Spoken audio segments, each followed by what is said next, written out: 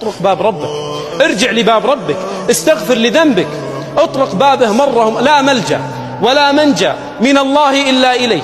إذا أذنبت لن يغفر ذنبك إلا الله، وإذا عصيت لن يرحمك إلا الله، وإذا مت لن يرحمك إلا الله.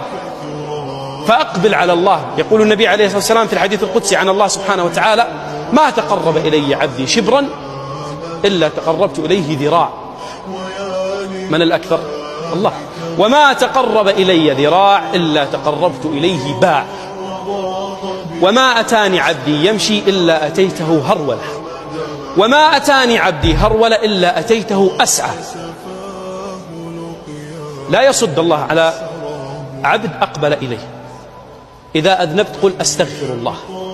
الذين إذا فعلوا فاحشة أو ظلموا أنفسهم ذكروا الله فاستغفروا لذنوبهم، ومن يغفر الذنوب إلا الله ولم يصروا على ما فعلوا وهم يعلمون.